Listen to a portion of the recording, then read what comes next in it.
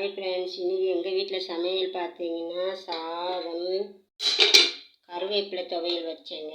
உடம்புக்கு அவ்வளோ நல்லதுங்க இந்த கருவேப்பிலை துவையல். அடுத்தது பருப்பு சாம்பார் கட்டியாக வரணுறதுக்கு சிறுபருப்பு துவரம்பருப்பும் போட்டு கலந்து வச்சுருக்கேங்க.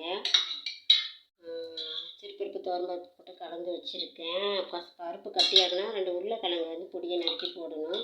கடைசியில் பருப்பு ஒரு விசில் தாங்க எப்பவுமே வைப்பேன், இல்லைன்னா டேஸ்ட் இருக்காது. மத்தில் போட்டு கடையக்கூடாது. பாருங்கள் எவ்வளோ நைஸாக இருக்கும். கரண்டியில் போட்டு தான் வச்சு நான் கடைஞ்சேன், முடிஞ்சு போச்சு. ஒரே ஒரு விசில் வைக்கணுங்க, நல்லாயிருக்கும், டேஸ்ட்டாக இருக்கும். இங்கே பாருங்கள் அவிச்ச முட்டைங்க.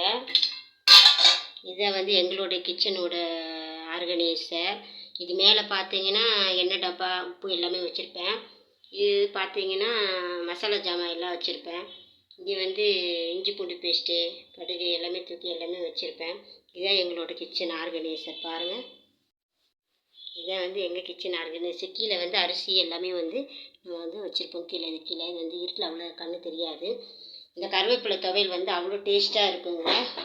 இந்த துவையல் வந்து நான் எப்படி செய்கிறதுன்னு வந்து சொல்கிறேன் உங்களுக்கு.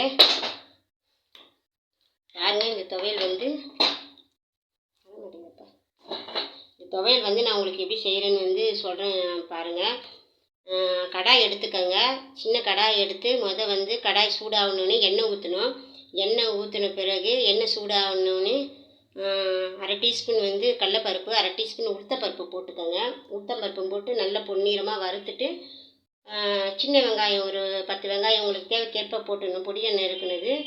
அதுக்கப்புறம் வந்து பூண்டு, பொடியாக நறுக்கின பூண்டு, 2 காஞ்ச மிளகா, ஒரு பச்சை மிளகா போட்டு நல்லா வந்து வதக்கிக்கணும். வதக்கிட்டு கொஞ்சம் கருவேப்பிலை அள்ளி ஒரு கைப்பிடி அளவு போடணும்.